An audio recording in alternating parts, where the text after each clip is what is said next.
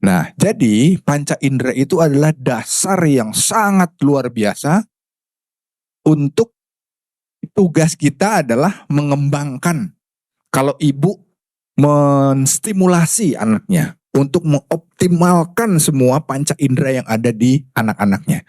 Kalau dari manajer sama, menstimulasi semua panca indera yang dimiliki oleh si karyawan untuk supaya dia bisa optimal di dalam kerja. Kan sebetulnya sama aja. Kan kita dengar sekarang ada VAK, visual, auditori, kinestetik.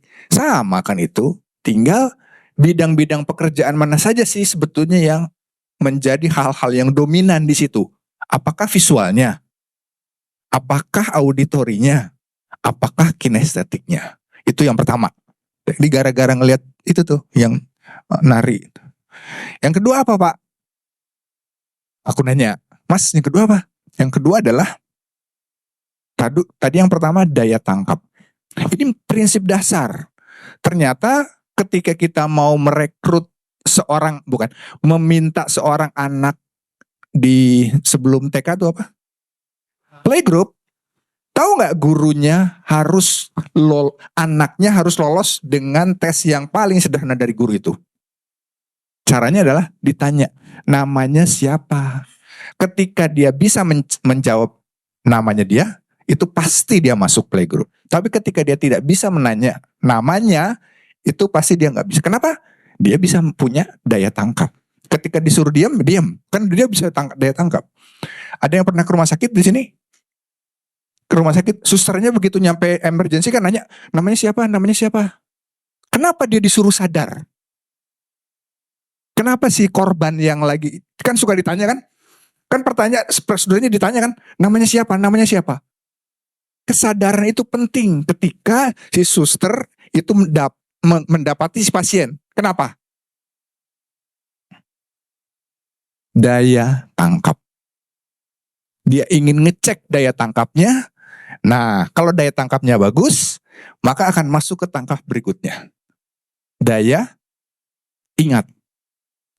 Si suster akan nanya, ini gimana kejadiannya? Karena dia akan langsung dapat source, dapat informasi dari source-nya daripada ditanya dari sama yang antar. Itu lebih valid, ya. Jadi sederhana, satu daya tangkap, dua daya ingat. Oke? Itu juga berlaku ketika wawancara. Ketika Anda wawancara, nggak usah mikirin yang lain-lain, cek dulu daya tangkapnya. Namanya siapa, Dek? Apa, Pak? Namanya siapa, Dek? Apa? Udah, coret aja udah. Loh, serius. Daripada nanti Anda ujung-ujungnya bermasalah. Daya tangkapnya aja udah gak beres. Setelah itu baru kita ngomong ke daya ingat. Coba ceritakan dari CV yang Anda tuliskan. Gitu kan? Ketika Anda tinggal ngecek aja baca. Ketika dia bisa menceritakan resumenya tepat seperti yang dia tulis, oh berarti daya ingatnya bagus. Itu kan hal-hal yang sederhana. Anda seneng gak punya karyawan yang daya ingatnya bagus? Enak banget dia. Nanti kamu ingetin ya, dia nanti akan mengingatkan Anda. Oke? Itu dua hal yang penting. Jangan ngomongin, nggak usah ngomongin macam-macam dulu. Ketika Anda punya dua hal ini, wah, sebagian dari pekerjaan Anda itu bisa terselesaikan. Jadi mendingan Anda bersusah payah menggali, mencari karyawan yang punya skill ini. Baru nanti selanjutnya kita ngomong. Setelah daya tangkap, masuk ke daya ingat. Selanjutnya kita naik ke tangga berikutnya, ngecek dia harus punya daya analisa. Ya. Daya analytics, benar. Ketika ada cleaning service, dia ngelihat ada bocor, kan?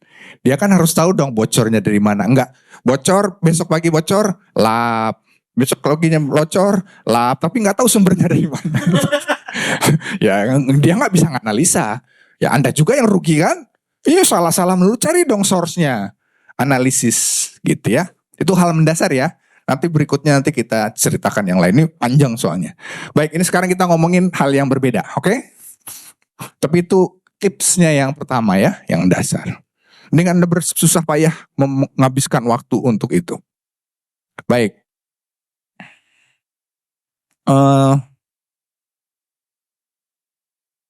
Mungkin dari yang sini aja dulu. Karena kan ceritanya kan judulnya adalah excellence kan? Organizational excellence kan? Ketika kita bicara organizational excellence, kita harus tahu dong apa itu organizational excellence. Nah nanti ini saya akan selintas saja. Ini adalah ketika kita bicara organisasi, kita harus tahu dong dari awal perkembangan organisasi, maunya apa dan seterusnya. Karena setiap organisasi dibentuk ujung-ujungnya supaya apa?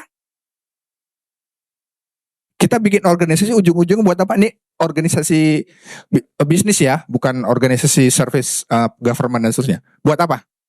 Profit, achieve target. Ya. Ujung-ujungnya untung perusahaan kan? Perusahaan maunya untung. Setuju? Ada di sini yang bikin perusahaan nggak mau untung? Nggak ada. Nah, oke ya, itu keinginan ketika suatu perusahaan didirikan. Ya, tapi ini perusahaan kan? Ini orangnya mau kerja di situ, ujung-ujungnya maunya apa? Enggak dong, enggak, ada lagi lebih tinggi. Apa? Enggak semuanya butuh karir. Buat apa? Ujung-ujungnya. Enggak. Ada lagi yang lebih. Pengen bahagia. Ujungnya itu mau lewat karir, mau lewat gaji. Ini teman-teman dari Jakarta nih baru datang. Terima kasih. Nah, nanti kita lanjutkan ya. Atau mau langsung Pak? Kasih sambutan langsung. Oh enggak, harus di waktu nanti. Nanti sebentar ya Pak Hadiah biar ambil nafas dulu ya. Jadi seorang karyawan, Anda kan ngerekrut karyawan kan? Ketika Anda datang ke perusahaan, yang dicari kan pengen apa? Happy. Ujung-ujungnya pengen happy. Kalau bahasa organisasinya apa? Engagement lah, apalah. Enggak, itu semua pengen happy kok dia kerja di situ. Jelas? Jadi kita harus ngerti, paham benar. Mereka bekerja pengen bahagia, perusahaan pengen untung. Nah, tinggal di dua sumbu ini nih kita beririsan. Oke? Ketika dia bekerja tidak bahagia, ini kenapa? Ya. Nah, itu yang harus kita lihat. Karena seseorang itu ketika bekerja dan tidak bahagia, sebetulnya sumbernya hanya ada di dua. Dari dalam diri dan dari luar. Kalau dari dalam diri berarti kapasitasnya dia nggak cukup. Kapasitas dirinya. Kalau dari luar bisa dari teman, atasan, dan situasi. Itu sesederhana itu. Ya. Nah, yang terjadi sekarang adalah situasinya yang sekarang betul-betul menekan. Ya, situasinya begitu dominan. Kita harus melihat dulu secara global ya. Situasinya, tuntutannya begitu menekan. Sehingga itu yang menyebabkan istilahnya apa? Ada stres, ada burnout, ya. Dan makanya kan lagi ngetrend tuh mental health. Oh, ujung itu baru muncul setelah COVID. Dulu kan sebelum COVID kagak ada ya kita tahu ya istilah gitu ya. Gara-gara COVID itu. Ya. Nah, ujung-ujungnya mental health itu apa? Seseorang yang punya kesehatan mental yang paripurna itu seperti apa orangnya? Kita harus tahu ujung kanan dan ujung kiri. Jadi kita nanti bisa punya spektrum yang jelas ketika kita nanti melihat orang, oh dia lagi stres tapi ya cincai lah stresnya belum sampai tipes kan, belum kan? Nah aman, kasarnya gitu ya. Kita ngelihat ekstrim orang yang mental health-nya betul-betul bahagia itu apa sih ujungnya? Ini lebih ke jiwa ya, mental. Lebih ke apa? Dia mental health-nya paripurna. Ada istilahnya namanya flourish tuh kebahagiaan, ya pokoknya sama lah kayak tadi ya kesuksesan gitu, itu ujungnya. Nah sekarang orang yang mental health-nya sangat ekstrim di sebelah kiri itu apa? Bunuh diri, depresi nggak ada apa-apanya, bukan nggak apa-apa, depresi itu baru sifat yang dia sendiri ya, jadi belum ada action. Tapi yang lebih berbahaya adalah ketika dia bunuh diri. Nah itu hal-hal yang ekstrim yang harus kita lihat ketika kita nanti melihat dalam konteks pekerjaan. Ya, Kan mental health itu masuk ke dalam konteks klinik, dan asalnya kan konteksnya klinis, tapi gara-gara COVID, ini kita nyalahin COVID nih, makanya itu menjadi faktor yang sekarang menjadi hal yang menjadi salah satu pertimbangan. Kalau dulu kan performance engagement, performance engagement kan itu kan, sekarang ujuk-ujuk ada lagi faktor yang baru namanya kesehatan mental. PR lagi tuh orang HR ya. Gimana nih caranya ngukur kesehatan mental? Baik, kita lanjut ya. Nah, ada sesuatu yang penting. Kebetulan saya ngajar juga di Universitas Yarsi Psikologi Industri dan Organisasi. Ya ini sih bahan-bahan kuliah gitu ya. Nah, tapi ada hal dari berbagai macam referensi, ada hal yang penting yang dia merupakan enabler, promotor awal ketika dia membuat suatu buku namanya ini bagus nih, Frederick Winslow Taylor. Maaf, saya harus cerita teori dulu sedikit ya, supaya Anda basicnya betul-betul kuat dulu. Karena percayalah ketika Anda tahu basic teorinya dengan kuat, mau digoyang kiri goyang kanan, Anda punya kekuatan ilmu dasar yang akan lebih mumpuni.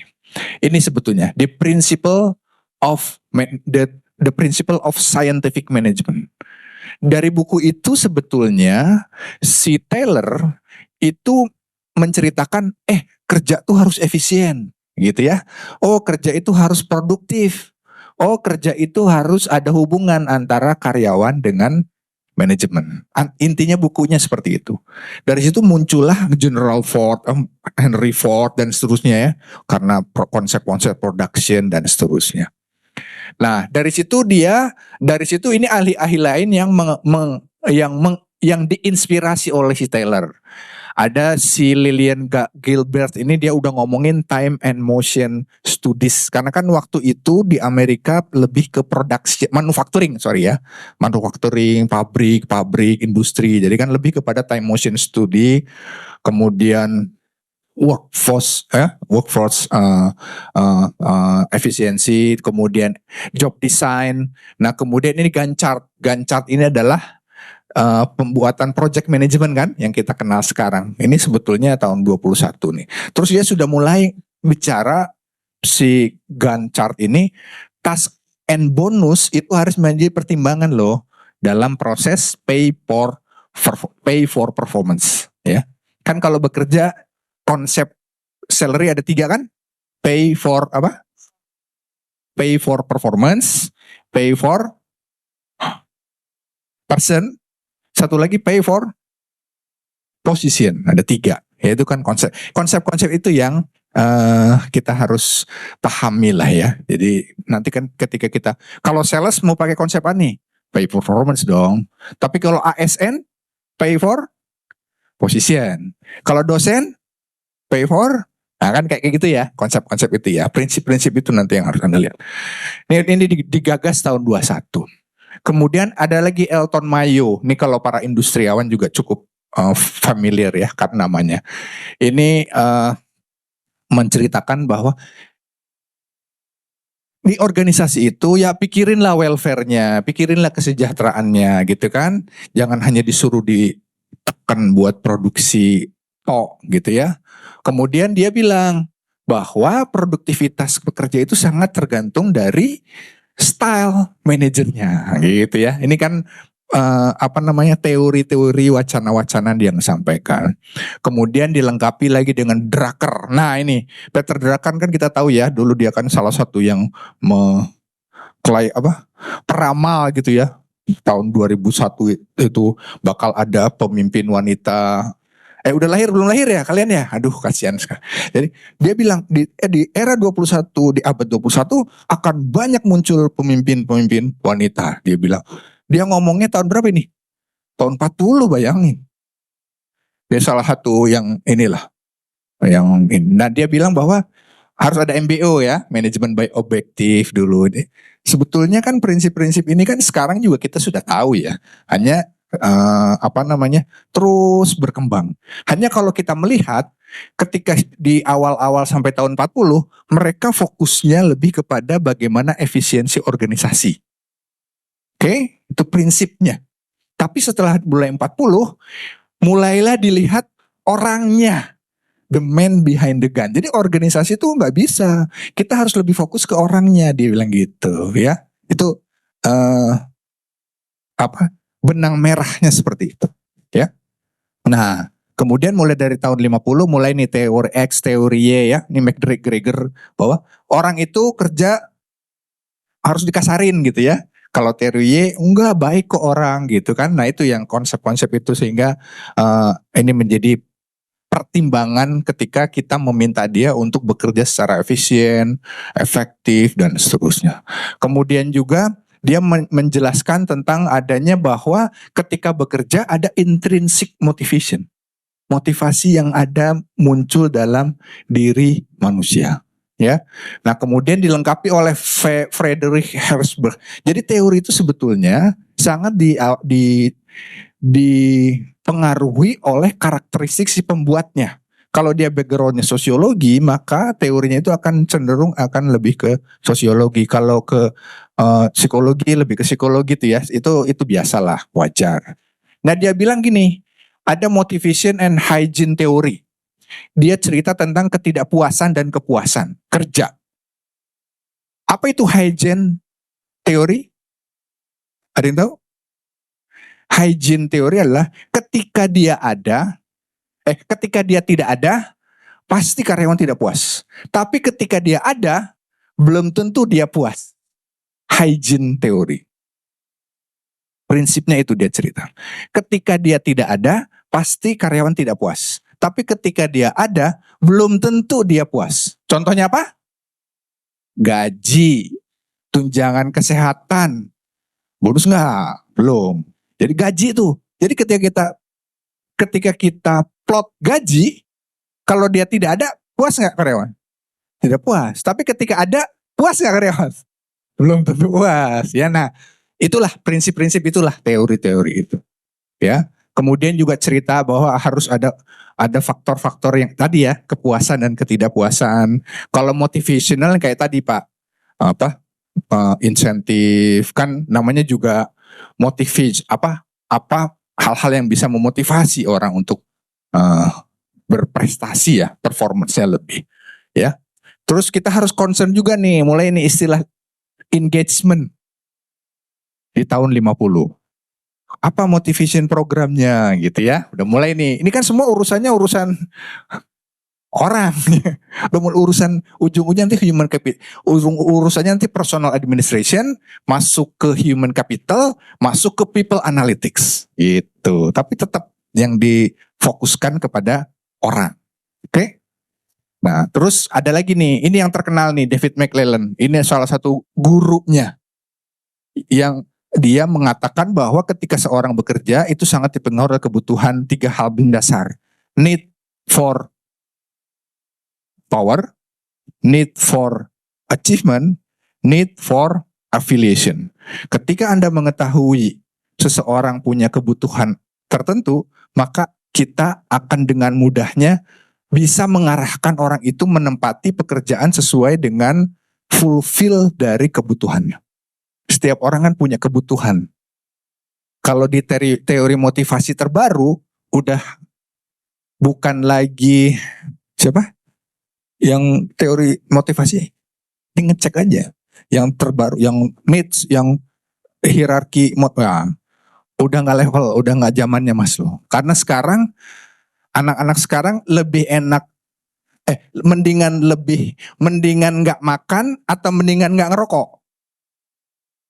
Mendingan nggak ngerokok. Mendingan makan atau mendingan nyari wifi. Paling kalau ke hotel ya. Kalau di hotel pertama kali hampir semua wifi-nya apa? Di resepsionis itu pasti pertama kali yang dicari adalah wifi gitu ya.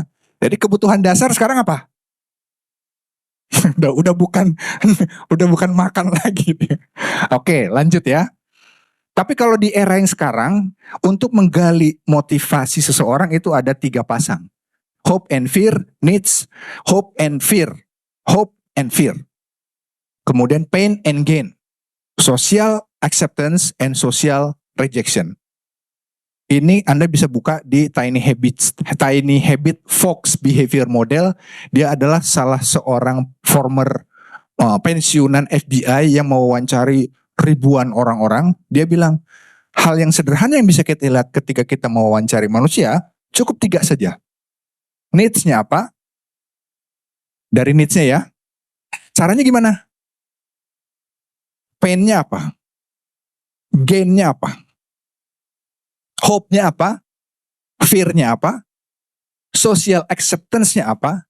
Social rejection-nya apa? Ketika kita mau orang itu resign dari perusahaan, bisa nggak dengan konsep ini? Pernah nggak Anda lakukan? Oh, saya sering dengan konsep itu. Bayangkan? Tinggal dicari, ini ngomongin strategi yang positifnya ya. Cari fear-nya, cari pain-nya, cari social rejection-nya. Selesai dia. Bulan depan dia bikin surat. Tapi sebaliknya, ketika ingin memotivasi karyawan, dicari apanya? Hope-nya, dicari apanya? Gain-nya, dicari apanya? Social acceptance-nya. Nah, selanjutnya Anda lebih jago. Ya, tapi ini adalah prinsip dasar. Baik, lanjut ya. Nah, kemudian masuklah ke 80 cerita tentang talent management. Nah, di sini dimulailah high involvement working system. Udah mulai ngelihat bahwa suatu organisasi itu harus dilihatnya dari sisi ya organisasi secara keseluruhan, jangan ngelihat hanya dari perusahaan, ngelihat dari orang gitu ya, tapi harus dilihat dari konsep secara keseluruhan dari pengembangan talent manajemennya. Kan kalau pengembangan talent management kan kita udah tahu kan RSPT, salah ya, rekrutmen, selection, placement, setelah ditempatin diapain? Kan direkrut dulu tuh. Setelah direkrut diapain? Diselect, dipilih. Setelah diselect ditempatkan, placement. Setelah ditempatin diapain? Training.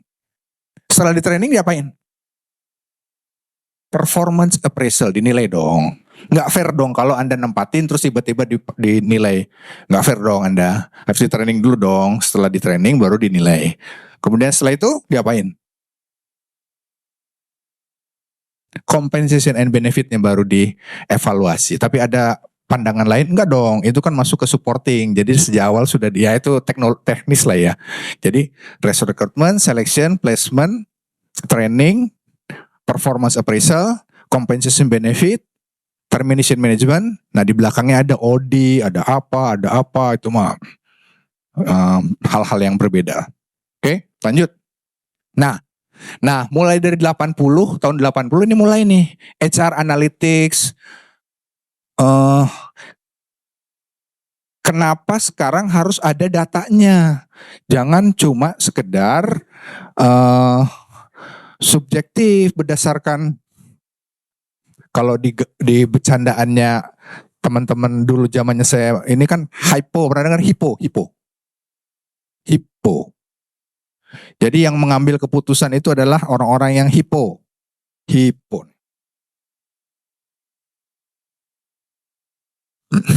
Ada yang tahu nggak nih? Coba browsing hypo. High pay person opinion. Nah, ya dulu itu kalau dulu kan pengambilan keputusan dari orang yang paling gede gajinya di perusahaan itu kan.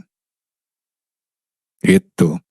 Tapi sekarang nggak bisa orang hypo berkuasa. Kenapa?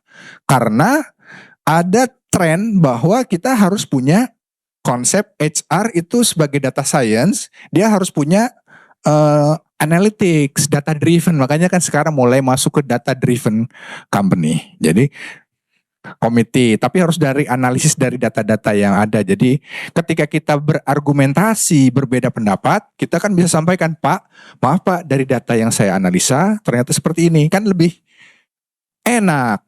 Carilah teman-teman, carilah orang-orang yang memang dia punya kemampuan untuk bisa menganalisis data sehingga Anda punya partnering. Karena belum tentu Anda sebagai business owner itu selalu benar nggak? Justru harus ada partner. Sanggah saya harus cari orang kayak gitu. Saya pengen ngerekrut, tapi kamu harus jadi personal assistant yang selalu menyanggah saya. Makanya sebetulnya oposisi itu penting.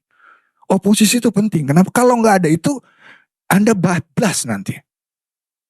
Just hancur karena nggak ada yang ngingetin. Ya di rumah juga gitu kan. Istri ngingetin suami ngingetin istri. Selalu gitu, tidak ada yang rame-rame, yuk kita rame-rame, nggak ada, pasti berantem. Karena saling mengingatkan. Pasti itu. Atau di sini ada yang suami istrinya kompak gitu ya? Nggak ada, pasti berantem. Loh, Anda naik mobil, ada gasnya nggak? Ada remnya nggak? Lah itu kan berantem berdua. Kan fungsinya beda. Ya kalau nggak ada gas, nggak ada rem, bisa maju nggak mobil? Iya, sama kan? Jadi biasa itu. Cuman konteksnya harus dibuat yang konstruktif. Jadi ketika kita diskusi, argumentasi itu betul-betul berargumentasi berdasarkan pendapat, bukan berdasarkan orang. Nah itu yang mungkin tadi maturity levelnya yang harus dinaikin. Oke. Ya, saya nggak benci sama kamu, tapi saya saya nggak setuju dengan kamu, tapi saya nggak setuju dengan ide kamu. Itu yang agak sulit tuh ya. Itu harus di switch. Tapi anak-anak sekarang bisa kok. Anak-anak sekarang bisa bermain seperti itu. Karena orang itu sebetulnya pada intinya adalah topeng kan. Dia punya topeng dan dia punya asli. Nah yang Anda kerjakan, orang-orang yang bekerja di tempat Anda itu adalah kan mereka bermain topeng semua. Tugas HR itu adalah harus memahami selain topeng dia juga punya karakter aslinya seperti apa. Oke? Tadi pain, gain itu kan sebetulnya karakter aslinya itu. Oke, lanjut ya. Nah, ini mulailah masuk ke yang McClellan tadi adalah pencipta, kompetensi ya. Ini mulai nih, McClellan ini kan dia competence manager. Konsepnya adalah ketika dia dikasih order sama tentara Amerika, tentara atau polisi saya lupa. Dia sama ke pemerintah sana, Om McClellan tolong dong dianalisis. Ini kan pendidikan kita sama ya di TNI atau di Polri, di tentara sama di polisi. Tapi kok ujung-ujungnya ada orang yang males, ada orang yang bagus. Ini kenapa sih penyebabnya gitu kan? Nah dia ribuan karyawan dia teliti, akhirnya dia bilang bahwa kompetensi seseorang itu tergantung dari knowledge, skill, attitudes. Ada skillnya, behaviornya, dan knowledge-nya. Ini yang akan menentukan seseorang itu bekerja secara sukses atau enggak gitu ya. Ini teori-teori aja dulu. Baik, nah ini lanjut nih tahun 80, Bedro, mana lagi yang penting, Boyadis, ini ya, guru kita yang sampai sekarang jadi referensi Dave Ulrich. Dave Ulrich ini jadi referensi kita juga. Mungkin yang penting nanti adalah Dave Ulrich di tahun 2017 cerita nih, bahwa ketika kita mengukur seorang talent, ada 3 hal yang harus kita pertimbangkan. Kompetensinya dia. Yang kedua adalah komitmennya dia. Yang ketiga adalah contribution. Komitmen itu apa? Kalau kompetensi kan udah tadi ya, knowledge, skill, attitude. Komitmen itu apa? Loyalty, engagement, dedication. Jadi sebetulnya gampang kalau mau ngomongin komitmen ada 3. Dedication, vigorous, absorption. Jadi dedikasi dia, vigorous dia apa? Figur, semangat, passion, dan absorption. Absorption itu adalah seberapa menyerap begitu ya, pekerjaannya yang dia berikan ke dia itu tiba-tiba. Tanda-tandanya gimana? Time flies fastly. Jadi ketika nggak kerasa ya udah jam 5 ya. Enak nggak Anda punya karyawan kayak gitu? Enak banget. Bahkan kadang-kadang kalau itu udah saking maniak dan punya bisnis, boleh nggak Bu saya bawa pulang? Saya mau kerja di rumah. Wah itu Anda beruntung punya karyawan kayak gitu. Saking dia menikmati gitu loh pekerjaan. Tadi sesuaikan dengan hope-nya dia, sesuaikan dengan gain-nya dia. Oke?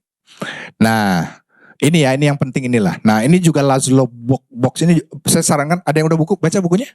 Ini juga bagus nih tentang manajer di era digital sekarang, bahwa di Google itu 5 kali diwawancara oleh para manajer tingkat atasnya hanya untuk mewawancari tentang culture. Udah masuk nih. Jadi selama culture-nya itu cocok, masuk gitu ya. Di sini ya. Jadi bahwa organizational culture itu akan membuat culture itu apa sih sebetulnya? Organizational culture itu apa sih? Apa sih di perusahaan itu apa sih? Kebiasaan, apalagi? Habit, apalagi? Ada hal yang penting. Iya, apa? Budaya organisasi itu apa sih? Buat apa sih kita ngegali orang itu sesuai budayanya sama kita, chemistry-nya sama?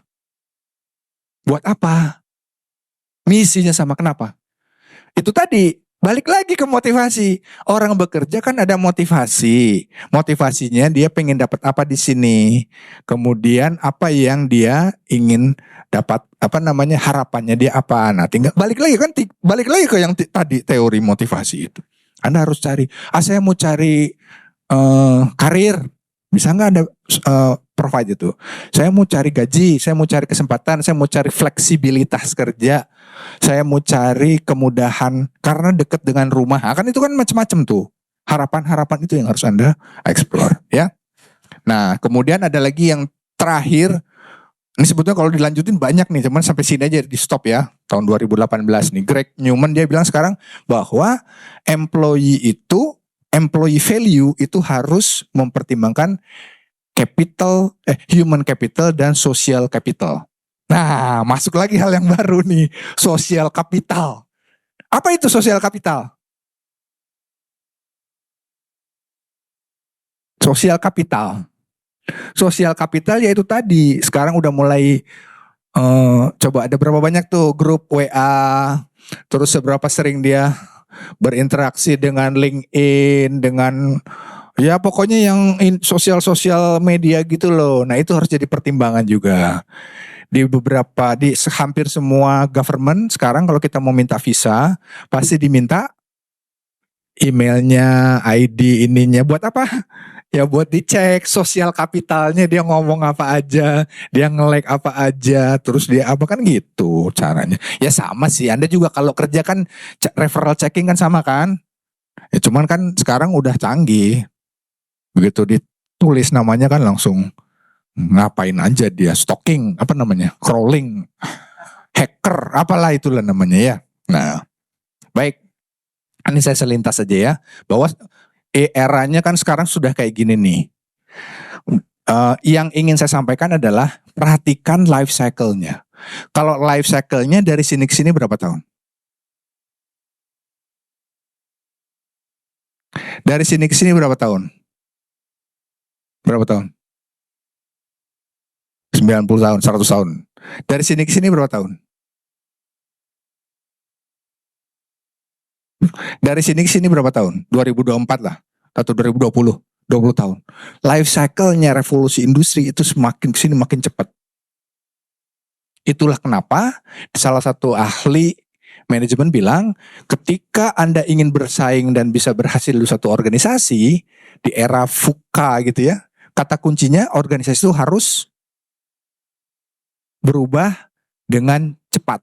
Speed, kata kuncinya speed. Salah, langsung ganti. Salah, ganti. Jangan menunda. Ketika Anda membuat alat ukur untuk rekrutmen misalnya, ketika dia selesai tes, langsung keluar hasilnya. Jangan nunggu, sebentar ya, nanti saya analisa dulu ya orang ini bagus atau enggak, 2 minggu lagi. Ya udah langsung besoknya dia diambil sama orang. Ya, ketika mencari terus cepat, begitu keluar. Jangan sampai dia keluar dari tempat rekrutmen itu sampai suruh nunggu, jangan. Wah, Anda kehilangan. Oh, dia lagi butuh kerjaan kok. Dia lagi butuh kerjaan, tangkap langsung. Makanya kalau ke toko-toko yang bagus gitu kan, dia datang kan yang murah-murah, apalagi. Begitu keluar, tarik lagi. Ini Pak bagus Pak, gitu kan. Itu salah satunya itu kan. Jangan sampai lepas gitu loh. Mutiara-mutiara yang datang kepada Anda, harus tahu benar tuh kapasitasnya, kapabilitasnya gitu. Oke? Ya, ini teknologinya nanti kita latihan.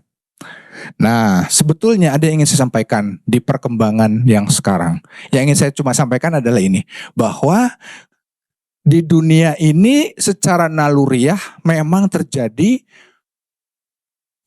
bukan pemusnahan ya Pak ya. Tuhan itu menciptakan sesuatu yang down banget gitu. Pembersihan generat, apa namanya itu ya. Pokoknya sesuatu yang bikin heboh gitu loh. Tahun 2008, ini dari sini aja ya supaya ini ada namanya dulu itu namanya krisis moneter ya, 2018 ya, masih ingat 2008 udah 2018 nih. 8 kan? Ini saya salah nih.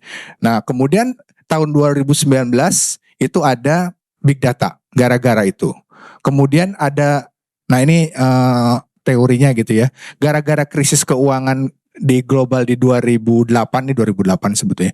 Ini 2009 harusnya. Ini kan 2010 ini salah nih.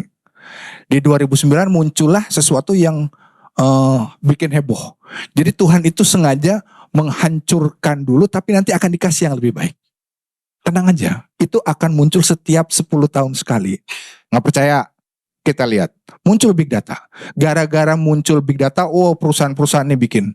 Google, Microsoft membentuk tim besar yang fokus pada predictive analytics. Ya, nah ini nih, ini referensi-referensinya.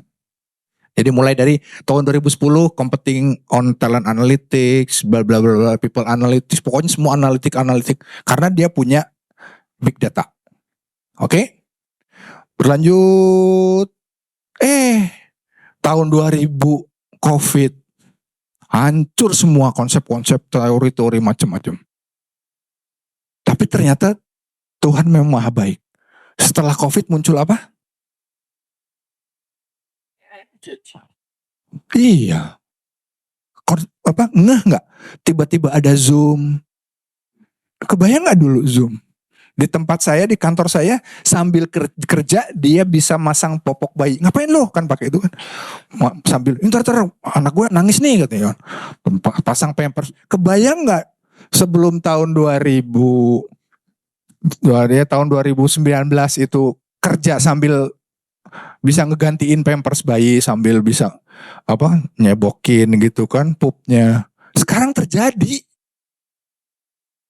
Banyak hal yang sulit terbayangkan zaman dulu tiba-tiba sekarang terjadi. Muncullah isu-isu baru tadi, mental health bla bla bla bla muncul karena itu tadi. Karena kalau dulu kita jam 8 sampai jam 5 kerja. Udah, nyampe rumah udah leha. Kalau sekarang pekerjaannya dibawa ke rumah. Kebayangkan?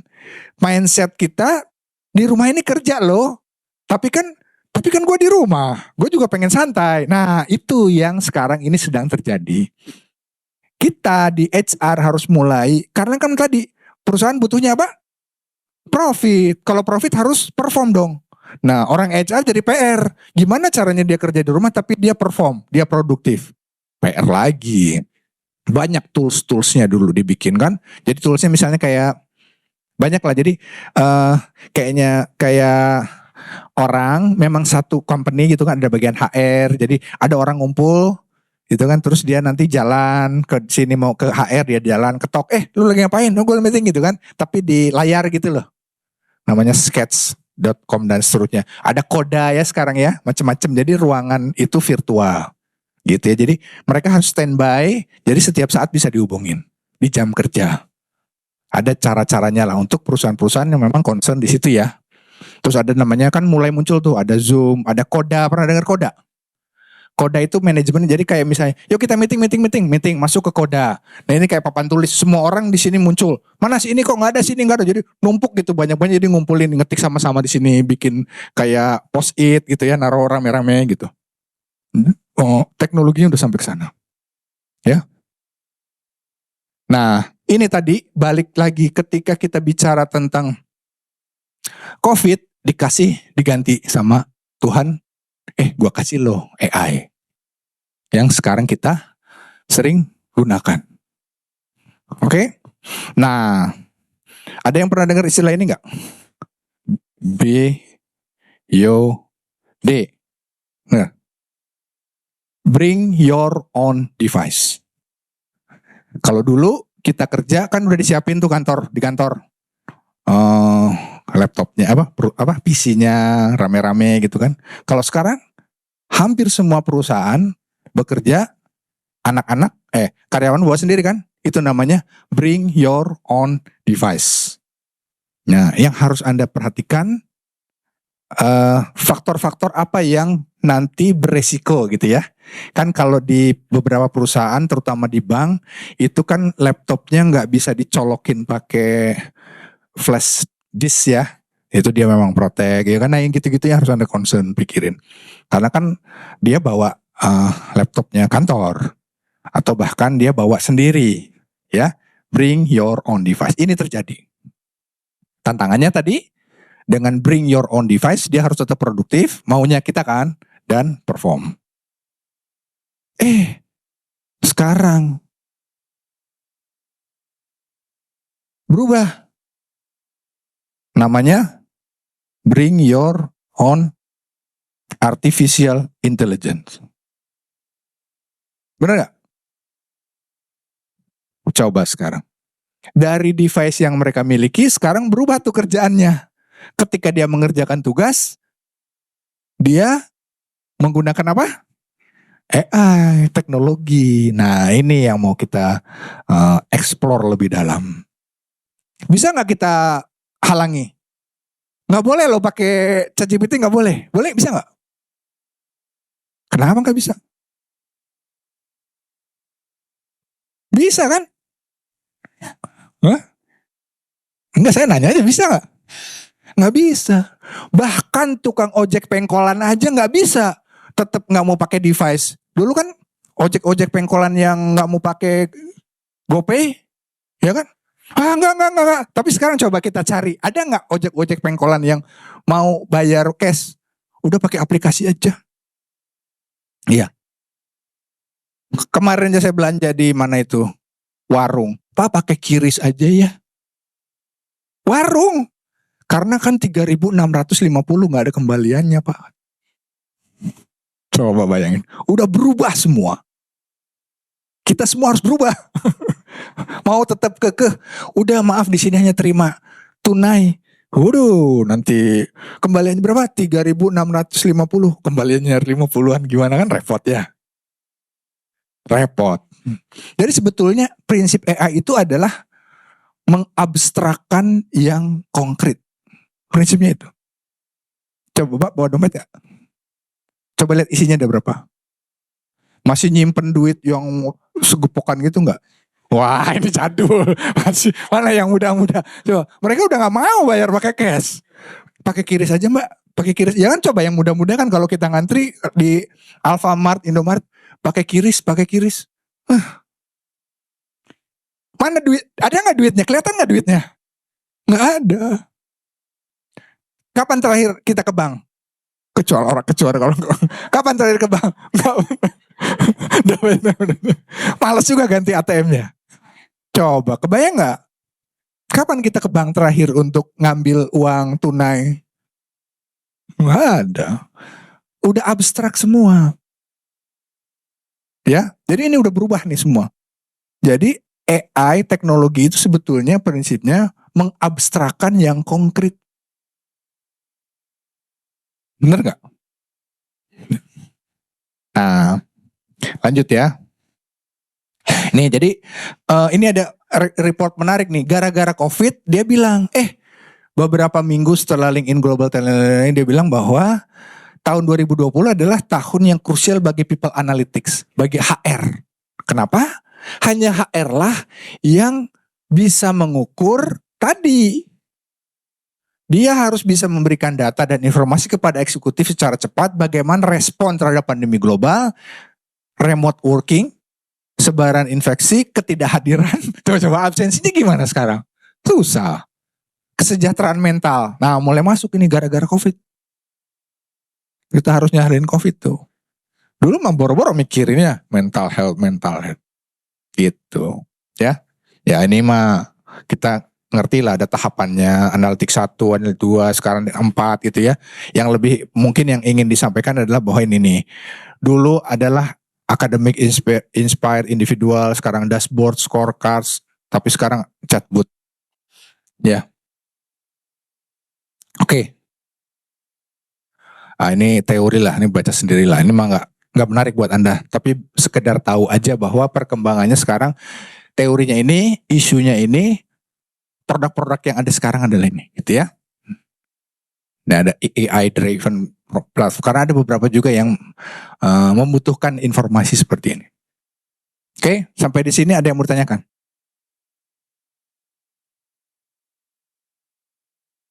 Baik, sekarang refreshing dulu. Nah, kan Saya punya data ini kan, ini data peserta ya, yang hadir, yang udah terdaftar, mungkin ada yang nambah ya. Ada 31 orang ya, bener ya, Mbak Laras ya? Ya, Mbak Laras. Nah, sebetulnya kita bisa minta bantuan si Merlin. Jadi saya tuh pakai macam-macam. Pernah dengar Merlin nggak? Google Bar. Itu salah satu generatif AI juga. Ini kalau Merlin misalnya, kita masukin data yang tadi, data peserta ya, masukin. Masuk data peserta, nanti kita lihat perusahaan. Ada berapa jumlah peserta yang hadir. Kado, ini belum kepanggil. Ini yang gratisan, nanti kalau berbayar lebih cepat.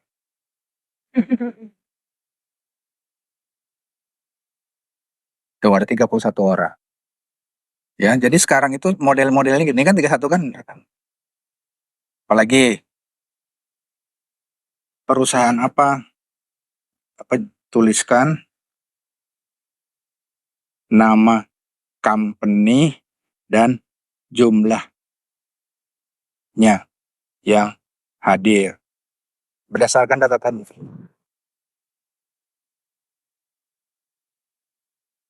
Tuh. Gampang kan? Cuma naro. Enak nggak? Tuh. Aida 2 orang. Gampang kan? Apa susahnya? Saya tanya.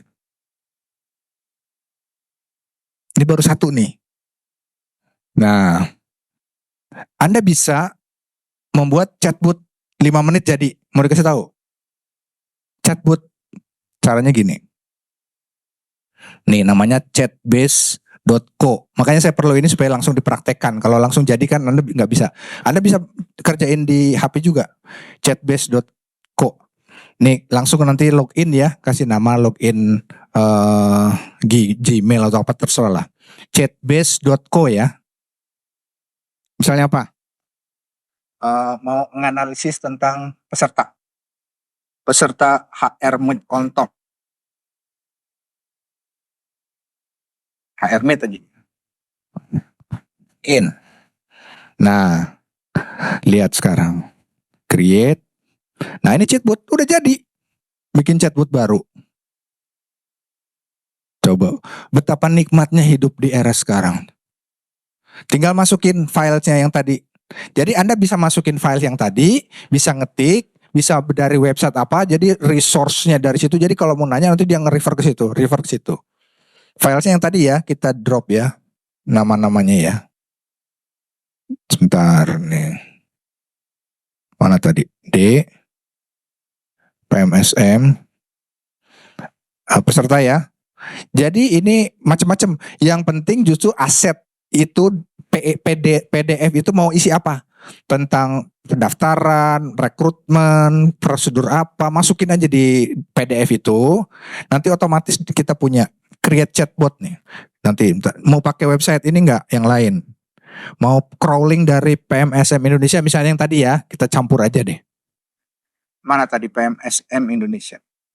PMSM Indonesia. Ini bisa, ini Anda kan, bisa website Anda kan, itu Anda udah langsung bisa dapat website apa? Chatbot sendiri. Mana?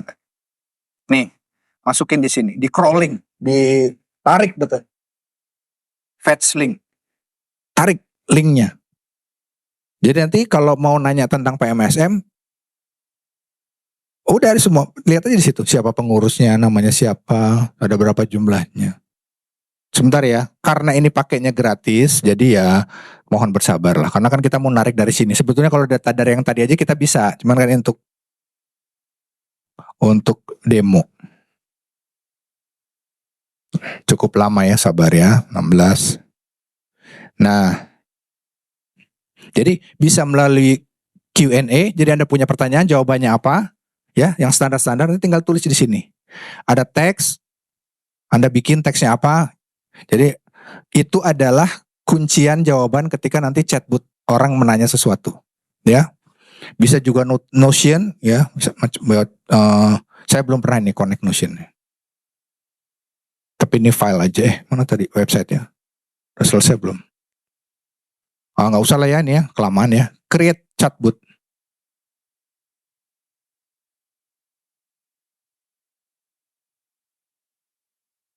Oh, kebanyakan tuh. Delete all aja ya. Kebanyakan nih. Sebentar. Enggak cukup. 310. 10 link. Oh, maksimal 10 link. Lama rugi dia. Nggak usah lah ya. Kelamaan. Jadi cuma datanya dari yang hadir aja ya.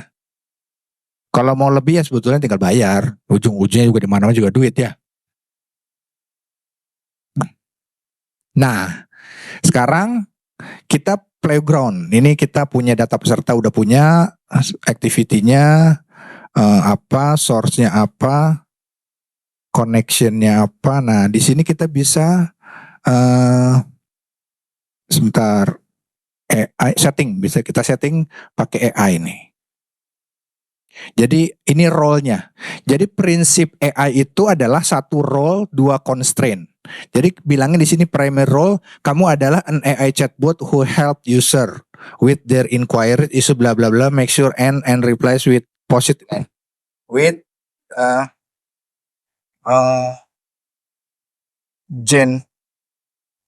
Gen Z language and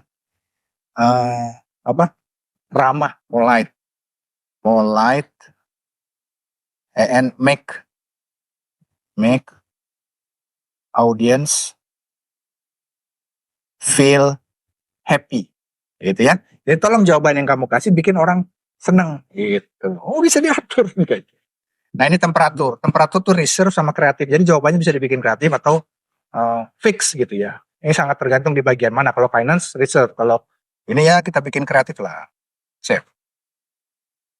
Udah selesai. Anda sekarang langsung punya apa namanya?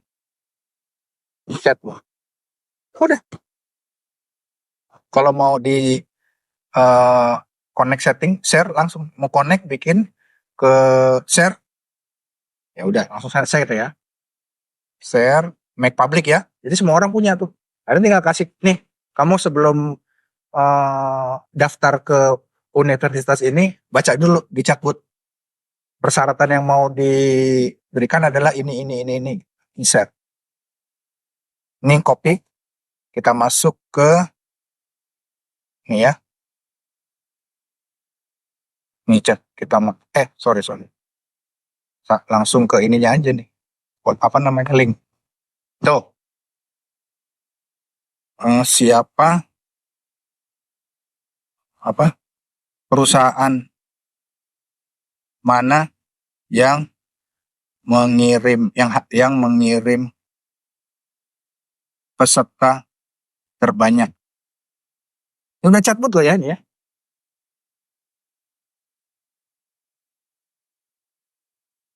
Bener nggak? Gila nggak? 5 menit Anda bikin chatbot daripada bayar konsul. Salah ya. Ada nggak konsultan chatbot di sini? Udah Anda punya chatbot sendiri. Mau nanya apa? Yang ada hubungannya.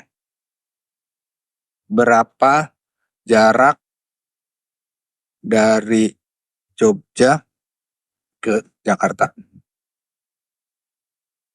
Coba. Waduh, maaf banget. Kan kata-katanya kan, aduh maaf banget, aku nggak bisa kasih info jarak langsung dari Jogja. Tapi kalau kamu cek di Google Map atau aplikasi peta lain, pasti bisa dapetin. Nah, coba.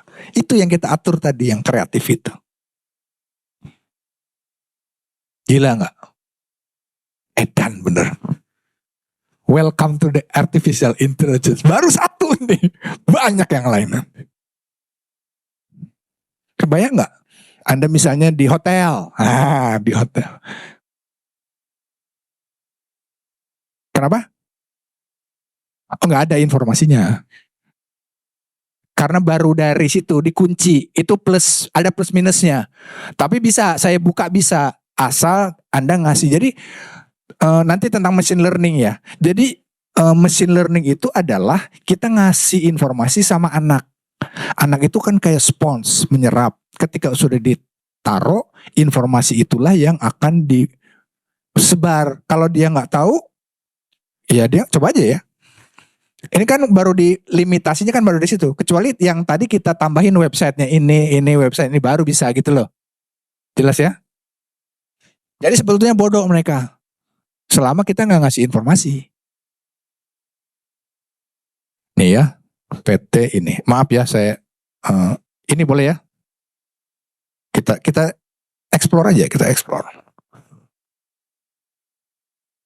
Di mana lokasi?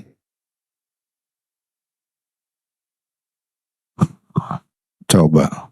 Maaf banget, aku nggak punya info spesifik. Karena memang kita batasin, karena harus hati-hati juga, jangan terlalu dibuka. Sebetulnya bisa sih aku buka, tapi jangan dulu deh, nanti deh itu belakangan lah. Tapi ini hal yang sederhana yang ingin kita sampaikan bahwa sudah sampai ke sana. Dan betapa mudahnya kita bisa menggunakan aplikasi-aplikasi di luar sana yang gratis. Kebayang nggak ini? Kalau misalnya karyawan-karyawan Anda yang bukan karyawan, AI. Kalau sekarang AI itu anak magang. Anak-anak magang suruh aja bikin project ini misalnya. Colong bikinin tuh di bagian marketing tentang chatbot. Bikinin di bagian produksi, bikinin kan gitu. Analytica, HR Technology Solution with Data and Analytics.